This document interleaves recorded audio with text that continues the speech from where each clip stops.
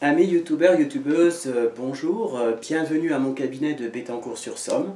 Alors, vous pouvez me joindre chaque jour entre 17h30 et 19h au 07 70 01 32 65 pour une consultation de 30 minutes, gratuite. Néanmoins, si je suis déjà en consultation, eh bien vous pouvez laisser un message et je m'engage à vous rappeler, tout comme vous avez pu constater sur les commentaires, j'interagis assez rapidement. Voilà. Enfin, vous pouvez prendre rendez-vous, vous voyez juste en bas là ici, via Doctolib pour mon cabinet parisien, et vous pouvez prendre rendez-vous aussi sur mon cabinet de Bettencourt, toujours via Doctolib.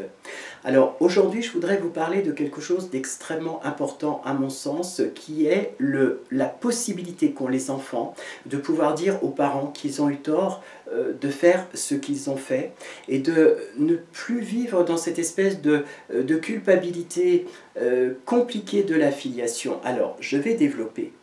Je voudrais vous parler d'une histoire qui m'est arrivée il y a très peu de temps, bien sûr dans le cadre de mes consultations, avec un enfant qui a été victime de parents abusifs, intrusifs, qu'il a décrit parfois manipulateurs, mais plus dans le sens de la manipulation liée à une vie dysfonctionnelle. Pour replacer le décor, c'était l'enfant qui finalement devient le parent. Voilà, c'est ce qu'on appelle une relation dysfonctionnelle. Dans une famille, vous savez que vous avez un père, une mère, des enfants, et en fait, chacun des rôles est attribué à chacun, et on ne peut pas interférer dans ces rôles. Il y a le rôle entre un enfant et ses parents, il y a une vie entre les parents ensemble, une vie avec les enfants et les parents, mais il y a en tout cas une hiérarchie qui fait que le parent est le responsable, les parents sont les responsables de l'enfant. Quand on a été psychologiquement violenté par les parents, vous avez pu le voir dans les dernières vidéos, j'en ai parlé, pour mon parcours en tout cas, eh bien il est très compliqué de couper avec les parents. C'est-à-dire qu'on va être dans une situation de redevabilité, c'est-à-dire qu'on va se sentir redevable. N'oublions pas que nous sommes dans un pays où la culture judéo-chrétienne incite au respect des parents. Néanmoins, à aucun moment, et ça c'est terrible et c'est à noter, à aucun moment il est fait mention du respect des parents pour l'enfant. Donc chacune et chacun qui sont concernés par ce genre de violence, eh bien, lorsqu'ils essayent de partir, deviennent finalement le centre de la problématique, c'est-à-dire que la culpabilité de quitter un parent maltraitant, que ce soit physiquement ou psychiquement, eh bien, prend le dessus à chaque fois. Garder la colère à l'intérieur de soi n'est pas une solution. En tant que sophrologue, je peux vous garantir que certaines pathologies pourraient être très largement limitées si on était capable de pouvoir exprimer son ressenti et son vécu. Mais à chaque fois qu'un parent est dans une difficulté, de manière naturelle, un enfant va essayer d'aider le parent. Je parle d'un enfant adulte, mais aussi d'un enfant mineur. Mais là, ce qui m'intéresse, c'est plus de parler de l'enfant adulte.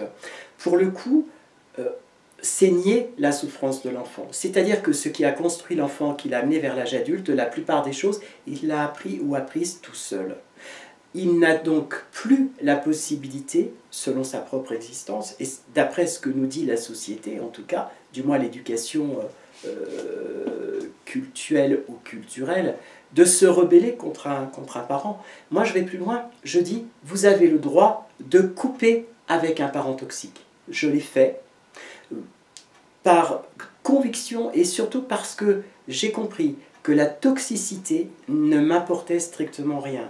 Et que même si les parents font leur maximum pour essayer de vous reprendre, pour essayer de vous manipuler, pour revenir à eux, eh bien, vous avez le droit et le devoir de penser que si vous avez des engagements envers vos parents, eh bien, les parents en ont vis-à-vis de vous-même et qu'ils n'ont en aucun cas le droit de vous manipuler à volonté et de vous empêcher de vivre. Et que la plus grande difficulté, et ça je le conçois, c'est le moment où on coupe avec le parent toxique, en l'occurrence, parce qu'on a l'impression qu'on se coupe de sa propre histoire. C'est-à-dire qu'en fait, on perd le lien avec un référent qu'on garde tout le temps en mémoire. Moi, il n'y a pas un jour, en fait, dans ma vie, où je ne pense à ses parents.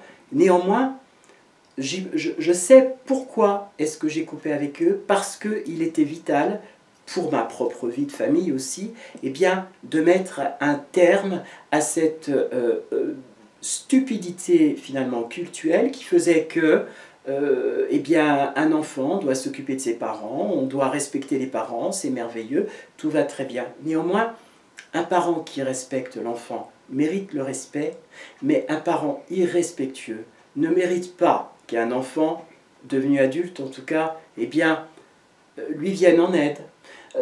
Bien sûr, il y a des obligations juridiques à tout cela. Il est vrai que si le parent, effectivement, se retrouve dans le besoin, on a obligation juridiquement de lui venir en aide. Mais quand ce n'est pas le cas, la seule chose qui peut empêcher de prendre cette décision, c'est cette peur de brutalement ne plus avoir de famille, ne plus appartenir en fait à une histoire et devoir la quitter. Mais quel est le prix à payer après, sinon la liberté pour la toxicité? À vous de choisir. Je vous remercie en tout cas pour m'avoir écouté. Je voulais vous dire encore une fois que si vous le souhaitez, vous pouvez m'appeler. J'ai quelques livres dont je pourrais vous parler qui traitent de ce sujet justement. Maintenant, en rapport avec la sophrologie, je vous dirais que votre passé est le reflet de ce que vous êtes intérieurement, mais aussi de ce que vous êtes au présent. Il n'est pas très important, seulement si on en tire des expériences pour l'ici et le maintenant, qui va vous construire pour plus tard. Donc, je vous attends à mon cabinet. N'hésitez pas à me téléphoner. Merci en tout cas pour réagir comme vous réagissez à toutes ces vidéos, parce que je le répète, sans vous, le message finalement serait un petit peu comme perdu dans le vent, comme on dit. Voilà, vous pouvez aussi, donc, comme je vous l'ai dit, aller voir mon site sophrologie-psy.com. À tous, merci. À très très bientôt. Ciao, ciao.